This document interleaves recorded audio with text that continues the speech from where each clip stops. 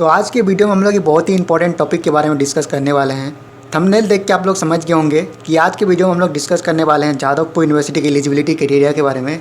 अगर आप लोग वेस्ट बंगाल के बाहर स्टेट से हैं तो आपके लिए क्या क्या एलिजिबिलिटी है, और वेस्ट बंगाल के अंदर है तो क्या क्या एलिजिबिलिटी है, एज क्या होना चाहिए, क्वालिफिकेशन क्या होना चाहिए, इसके अलावा और क्या क्या डॉक्यूमेंट्स लगेगा और कैसे एडमिशन होता है, सारा चीज़ इस वीडियो में डिस्कस करने वाले हैं। तो आप लोग वीडियो को पूरा देखिएगा। हो सकता है वीडियो थोड़ा सा लंबा हो, बट चीज़ों को समझने के लिए आपको वीडियो पूरा देखना ही होगा, नहीं तो फिर बाद में आपको प्रॉब्लम होगा। और आप लोगों से एक छोटा सा रिक्वेस्ट है कि अगर आप लोग हमारे चैनल पर नए आए हो तो प्लीज़ चैनल को सब्सक्राइब कर लीजिएगा। आपका एक सब्सक्राइब हमारे लिए मोटिवेशन है, प्लीज़ सब्सक्राइब करें। तो देखो, इस साल WBJE यानी वेस्ट बंगाल जॉइंट इंट्रेंस का एग्जाम 30 अप्रैल को होने वाला है, संडे को। और WBJE एग्जाम एकमात्र जरिया है जहां से आप लोग जादवपुर यूनिवर्सिटी में एडमिशन ले सकते हो। अच्छा, एक बात मैं आप लोगों को वीडियो के स्टार्टिंग में बता देना चाहता हूं कि अगर आपको WBJE से रिलेटेड कुछ भी जानकारी चाहिए और जानकारी ऑफिशियल होना चाहिए तो आपको जो स्क्रीन पे टोल फ्री नंबर दिख रहा है, इसका आप लोग स्क्रीनशॉट लेकर रख लो। ये WBJE बोर्ड का ऑफिशियल नंबर है। अगर आपको कुछ भी जानकारी चाहिए WBJE से रिलेटेड, रजिस्ट्रेशन से रिलेटेड, एग्जाम से रिलेटेड, सेंटर से रिलेटेड, कुछ भी ऑफिशियल जानकारी चाहिए तो इस नंबर पर आप लोग कॉन्टैक्ट करके जानकारी ले सकते हो, और नहीं तो आप लोग कॉमेंट भी कर सकते हो।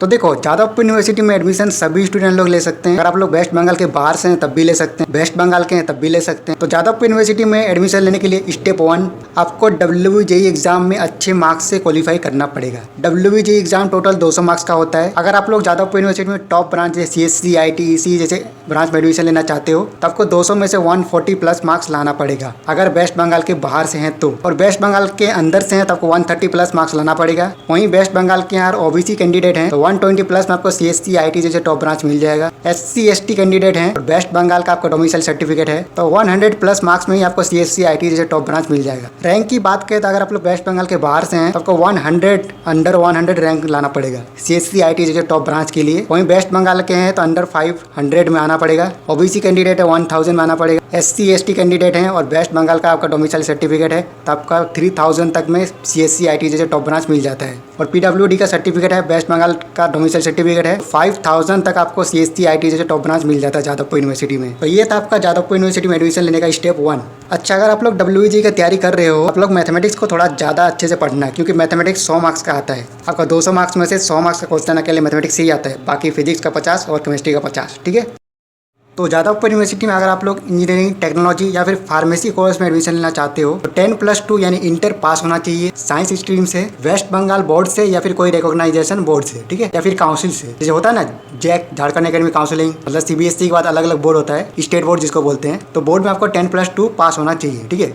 और इंडिविजुअल पास होना चाहिए, मतलब थ्योरी में भी पास होना चाहिए और प्रैक्टिकल में भी पास होना चाहिए। और सब्जेक्ट की बात करें तो फिजिक्स, केमिस्ट्री और मैथमेटिक्स कंपलसरी सब्जेक्ट होना चाहिए। यहाँ पे सबसे ज़्यादा स्टूडेंट लोगों को डाउट रहता है, तो आप लोग देख सकते हैं साफ तौर पे लिखा है physics, chemistry and mathematics us compulsory subject. ये तीनों सब्जेक्ट कंपलसरी होना चाहिए। और मिनिमम परसेंटाइल की बात करें तो 60 परसेंटाइल होना चाहिए सभी सब्जेक्ट में, मतलब फिजिक्स में 60%, केमिस्ट्री में भी 60% और मैथमेटिक्स में भी 60% और ओवरऑल भी 60% मतलब होना ही चाहिए मिनिमम।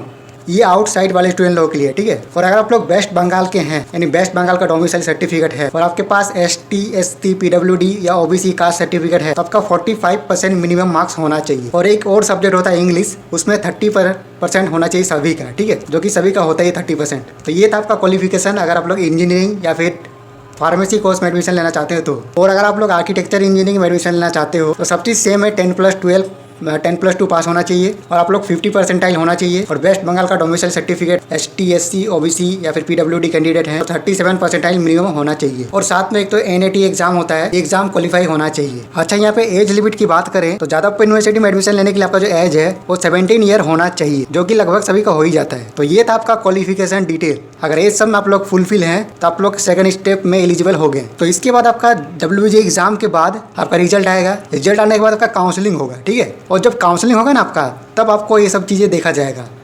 जितना भी एलिजिबिलिटी क्राइटेरिया है ये आपका काउंसलिंग का टाइम देखा जाता है, ठीक है। काउंसलिंग आपका राउंड 1 होगा, फिर राउंड 2 होगा, फिर राउंड 3 होगा, देन फिर आपका लास्ट में डिसेंट्रलाइज काउंसलिंग होगा। यहाँ पे सबसे इंपॉर्टेंट काउंसलिंग होता है डिसेंट्रलाइज काउंसलिंग, क्योंकि डिसेंट्रलाइज काउंसलिंग में सभी स्टूडेंट लोग पार्टिसिपेट कर सकते हैं। डिसेंट्रलाइज काउंसलिंग क्या होता है पता है? डिसेंट्रलाइज काउंसलिंग में कि जादवपुर यूनिवर्सिटी जितना भी सीट खाली रहता है उन सीट को भरने के लिए डिसेंट्रलाइज काउंसिलिंग करवाया जाता है। और अगर आपका रैंक 10,000 के अंदर आता है तब सभी लोग डिसेंट्रलाइज काउंसिलिंग में एलिजिबल होते हैं। आप लोग काउंसिल कंडक्ट कर लिए, मान लेते हैं कि कोई भी काउंसिलिंग राउंड 1, राउंड 2, राउंड 3 या फिर डिसेंट्रलाइज काउंसिलिंग, कुछ भी काउंसिलिंग में आप लोग को कोई ना कोई ब्रांच मिल गया जादवपुर यूनिवर्सिटी में, ठीक है। तो अब आपको एडमिशन लेने के लिए वेस्ट बंगाल में जादवपुर आना पड़ेगा। अगर ऑनलाइन होता है हो सकता है आपको ना आना पड़े, लेकिन ज़्यादा चांस है कि ऑफलाइन होगा। तो ध्यान से सुनो, जब आप लोग एडमिशन लेने के लिए जादवपुर यूनिवर्सिटी में आओगे तब आप लोग Aadhaar card, passport size photo, WBG का एडमिट कार्ड, रैंक कार्ड, और अगर वेस्ट बंगाल के स्टूडेंट है तो वेस्ट बंगाल का डोमिसाइल सर्टिफिकेट, और कोई कास्ट सर्टिफिकेट वगैरह है तो कास्ट सर्टिफिकेट, जैसे ST, SC, OBC, PWD caste certificate है सर्टिफिकेट, और ये जितना भी सर्टिफिकेट है, और क्लास 12 का मतलब रिजल्ट, और एडमिट कार्ड, 10th का भी रिजल्ट प्लस एडमिट कार्ड,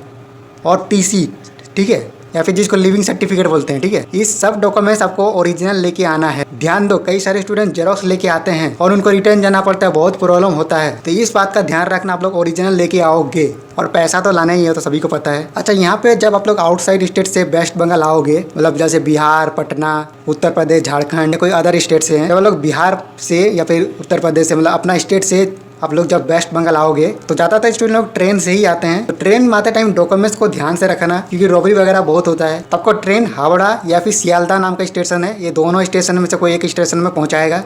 वहाँ से आप लोग जादवपुर के लिए, जो आपका सॉल्ट लेक में है, आपका जादवपुर यूनिवर्सिटी में 2 कैंपस है, ठीक है। किस कैंपस में काउंसलिंग होगा आपको बता दिया जाएगा, किस कैंपस में एडमिशन होगा आपको बता दिया जाएगा। तो मैं आपको वीडियो बना के बता दूंगा, ठीक है। तो आपको उस कैंपस में पहुंचना है। उस कैंपस में पहुंचने के लिए आपको हावड़ा स्टेशन से बस मिलेगा और आपको टैक्सी वगैरह भी मिलेगा, लेकिन आप लोग कोशिश करना बस से जाना, क्योंकि टैक्सी वगैरह में बहुत ज़्यादा पैसा ले लेता है। और आप लोग जब एग्जाम देने भी आओगे तब कोशिश करना जहाँ पे आपको सेंटर पड़ेगा वहाँ के लिए आप लोग बस लेने का, ठीक है। अगर आप लोग टैक्सी लेते हैं तो बहुत ज़्यादा पैसा ले लेगा।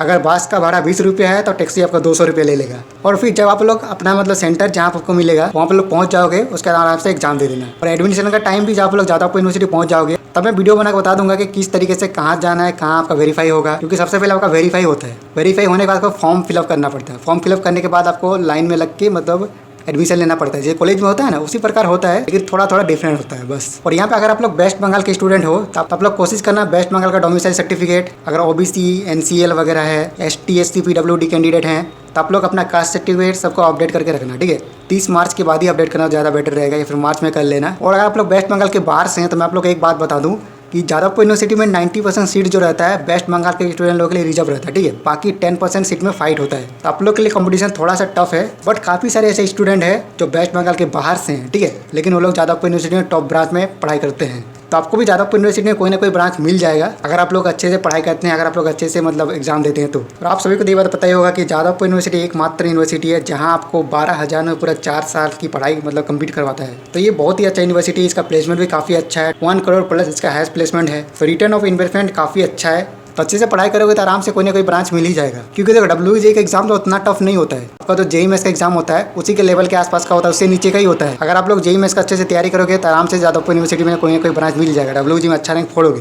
तो ठीक है, आप सभी को ऑल द बेस्ट, अच्छे से पढ़ाई करो। तो जितना मुझे इंपॉर्टेंट लगा सभी चीज़ मैंने बता दी इस वीडियो में, और कुछ भी डाउट है या फिर नेक्स्ट टॉपिक किस वीडियो में चाहिए आप लोग कमेंट कर सकते हो, ठीक है। आप सभी को ऑल द बेस्ट, वीडियो देखने के लिए थैंक यू सो मच।